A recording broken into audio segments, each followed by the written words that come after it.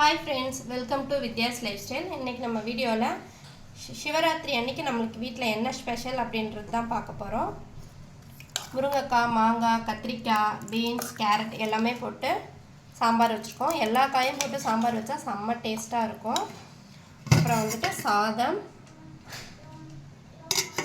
அடுத்து எல்லாருக்கும் ஒரே கோல்டா இருக்கு இல்லையா, அதனால மிளகு ரசம். இங்க வந்துட்டு ஹோட்டல் ஸ்டைல் உருளைக்கிழங்கு மசாலா செஞ்சிருக்கேன். இந்த வீடியோ வந்து நாளைக்கு மறுநாள் வரும், மறக்காமல் ட்ரை பண்ணி பாருங்கள். இப்போ சாதம் வந்து நீங்கள் சாதம் போட்டுக்கலாம். இது மட்டும் இல்லை, லஞ்சு சாப்பிட்டு சாயந்தரமாக நாங்கள் கோயிலுக்கு போகிறோம். கோவிலில் போய் நாங்கள் சாமி கும்பிட்றதெல்லாம் நம்ம ஒரு விலாகாக பார்க்கலாம். இது வந்து சிவராத்திரி விலாகாக தான் இருக்கும்.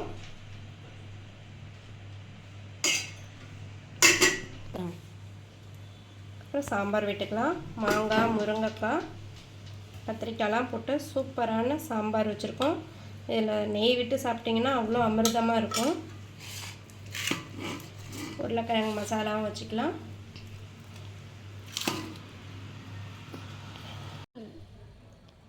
அப்புறம் ஈவினிங் டைமில் வந்துட்டு நாங்கள் கோயிலுக்கு போகலான்னு பிளான் பண்ணியிருந்தோம். சரி, வீட்டில் சாமி கும்பிட்டுட்டு விளக்கேற்றிட்டு போகலாம் அப்படின்ட்டு வீட்டில் வந்து விளக்கேற்றி சாமிக்கு பிரசாதத்துக்காக வந்து செவ்வாழைப்பழமும் ஆரஞ்சும் இருந்தது. அதை வச்சு சாமி கும்பிட்டாச்சு. வீட்டில் தான் சாமி கும்பிட்டுட்ருக்கோம், அதை பாருங்கள்.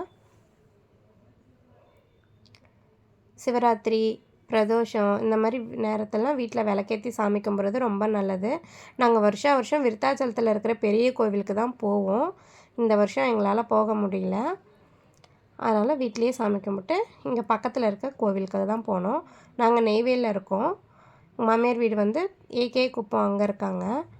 சரி, அங்கே போயிட்டு சாமி கும்பலான்ட்டு வர சொல்லியிருந்தாங்க. சரி, அங்கே கிளம்பி போனோம். இப்போ வீட்டில் சாமி கும்பிட்டு ரெடி ஆகிட்டோம். ரெடி ஆகிட்டு தான் சரி அங்கே போய் வீட்டில் காஃபியெல்லாம் போட்டு குடிச்சிட்டு ரெடியாக இருந்தோம். அவங்க அப்பா வந்துட்டாங்க எங்கள் வீட்டில். அவங்க கூடயே கிளம்பி போயிட்டோம். அங்கே போட்டிருந்த கோலம் தான் இது. உடனே கோவிலுக்கு வர சொன்னாங்க, சீக்கிரமாக படைக்கிறாங்கன்னு சொல்லிவிட்டு. உடனே அங்கே போனால் இந்த சாமி வந்துட்டு பெருமாள் சாமியாக 5 வருஷத்துக்கு அப்புறமா தான் இந்த சாமி வந்து ஊர்வலம் வருதுன்னு சொன்னாங்க. ஏன்னா கும்பாபிஷேகம் நடந்ததுக்கப்புறம் தான் இந்த சாமியை வந்து இப்போ அலங்காரம் பண்ணி ஊர்வலம் வர்றதுக்காக ரெடி பண்ணியிருக்காங்க. சிவராத்திரி அன்னைக்கு நைட்டு ஊர்வலம் வருதுன்னு சொல்லியிருந்தாங்க. நேற்று நைட்டு நல்லா இருந்துச்சு, சூப்பராக இருந்துச்சு, அலங்காரம்லாம் பண்ணியிருந்தாங்க. அப்புறம் கோவிலுக்குள்ளே போனோம். கோவில் நல்லா பெரிய கோவில். சிவன், துர்க்கை, ஆஞ்சநேயர், பிள்ளையார், முருகர் எல்லா சாமியுமே இருந்தது. நான் கோவில் பேர் வந்து முத்தாலம்மன் கோவில். இங்கே அப்புறம் வந்து சிவனுக்கு வந்து அபிஷேகம் பண்ணியிருந்தாங்க. அதான் நாங்கள் எல்லாருமே உட்காந்து பார்த்துட்ருந்தோம். இங்கே வந்து முருகர், வள்ளி தேவியானி இருந்தாங்க. இப்போ சிவனுக்கு வந்து அலங்காரம் பண்ணிக்கிட்டு இருக்காங்க. துர்க்கைக்கு அழகாக அலங்காரம்லாம் பண்ணி ரெடி பண்ணி வச்சுருந்தாங்க. ஒவ்வொரு சாமிக்குமே படையல் போட்டாங்க. இங்கே வந்து சக்கரை பொங்கல், கொழுக்கட்டை, சுண்டல், வெஜிடபிள் பிரியாணின்னு எல்லாமே பிரசாதத்துக்கு எல்லாமே ரெடி பண்ணி வச்சுருந்தாங்க. இப்போ உள்ளார போய் சாமி கும்பிட்டோம். நல்லா அந்த உடுக்க மாதிரி வச்சு அந்த மோளெல்லாம் அடித்தாங்க. நல்லா இருந்துச்சு, கேட்கவே நல்லா எல்லாருக்குமே சாமி வந்துச்சு. அப்புறம் எங்கேயும் பிரசாதம்லாம் வச்சு எல்லா கோவிலுக்கும் வச்சு ஒரு சாமிக்கும் வச்சு படைச்சிட்டு இருந்தாங்க. நவகிரகங்களுக்கும் படைத்தாங்க. அதுக்கப்புறம் கடைசியாக தான் சிவனுக்கு வந்து தீபார்த்தனை காமிச்சாங்க.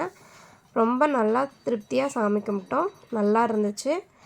சிவன் கோயிலுக்கு சிவராத்திரி அன்னைக்கு வருஷம் போவோம். இந்த வருஷமும் போயாச்சு. அப்புறம் பிரசாதம் வந்து கொடுத்தாங்க, வெஜிடபிள் பிரியாணி எல்லாமே வீட்டுக்கு வாங்கிட்டு வந்தாச்சு.